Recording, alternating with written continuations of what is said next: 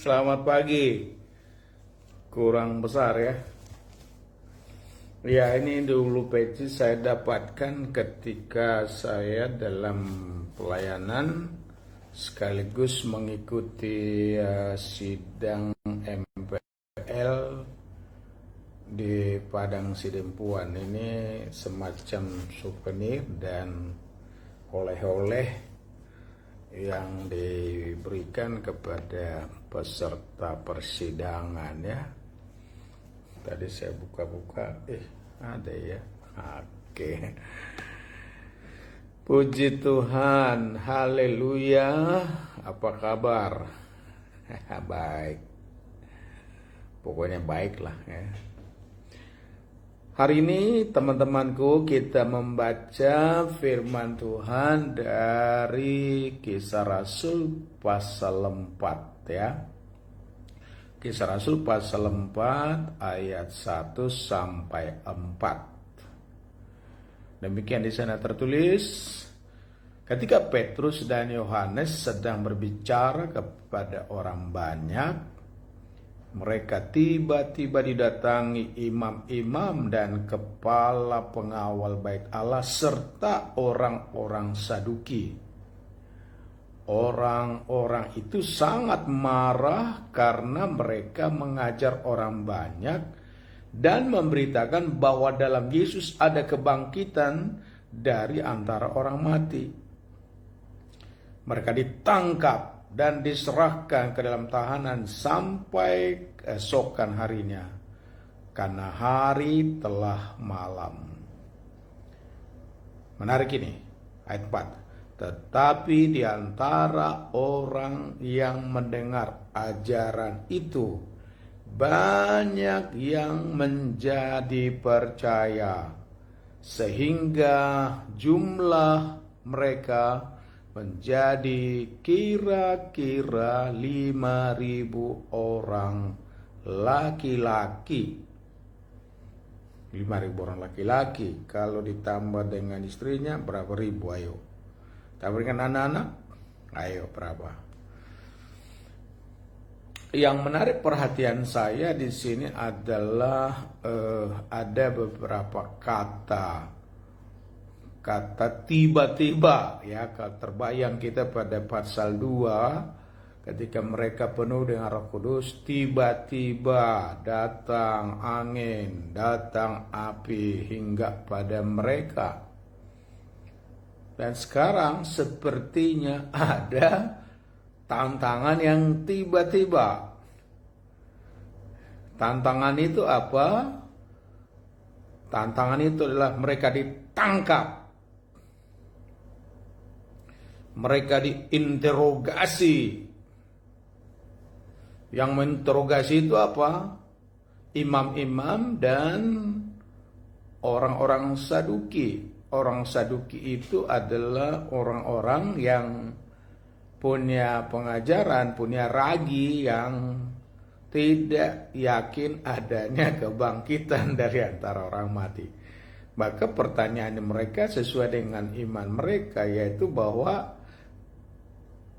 tantangan ada dari rasul-rasul itu bahwa Yesus bangkit. Dan orang Saduki berpikir, mana mungkin ada kebangkitan. Nah, jadi mereka ditangkap, ditahan untuk tidak berbicara, untuk tidak mengajar.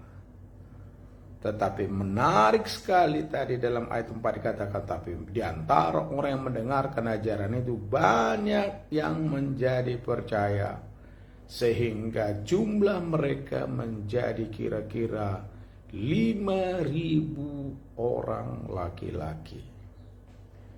Dari sini kita bisa menemukan hal yang bisa kita lihat kebenarannya, yaitu bila Roh Kudus sudah menuntun, memimpin gereja untuk bersaksi, makin dihambat pasti merambat.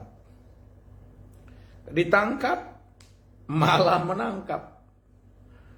Itulah pekerjaan Roh Kudus yang hebat, di mana Yesus Kristus yang bangkit itu dan Roh Kudus yang turun itu membuktikan bahwa kuasa Allah, kuasa Yesus tidak bisa dihambat oleh siapapun. Tantangan tidak akan bisa menyetop, memberhentikan apa yang Tuhan Allah kita di dalam Yesus Kristus kerjakan. Tidak ada yang bisa. Karena itu saudaraku, indah ya, percaya pada Yesus sebagai Tuhan dan Juru Selamat, percaya Dia bangkit dari orang mati, percaya kuasanya yang menyembuhkan, membangkitkan, itu juga masih berlaku sampai hari ini. Ingat, orang percaya pada Yesus dihambat, tetap merambat. Ditangkap, malah menangkap.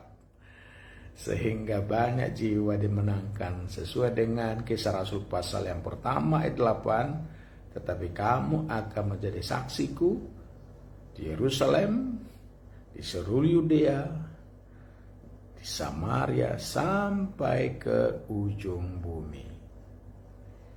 Miliki kebenaran ini dalam kuasa Roh Kudus.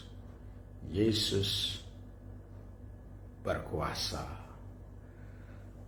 Tuhan Yesus memberkati Pak Oktober Syahan, diberkati Tuhan dalam anugerah dan berkat Tuhan.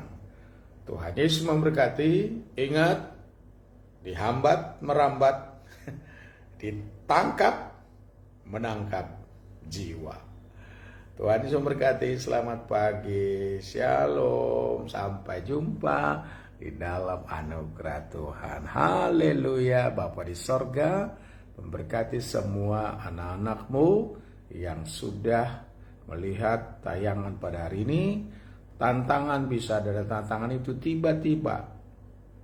Tapi karena kami ada punya Yesus Kristus yang beserta dengan kami, Tuhan kiranya terus bekerja dalam kami. Dan kami tidak akan melepaskan kepercayaan kami bahwa Yesus Kristus adalah Tuhan untuk kemuliaan Allah Bapa. Dalam nama Yesus, haleluya, tetap mencerminkan kemuliaan Tuhan. Tuhan Yesus memberkati.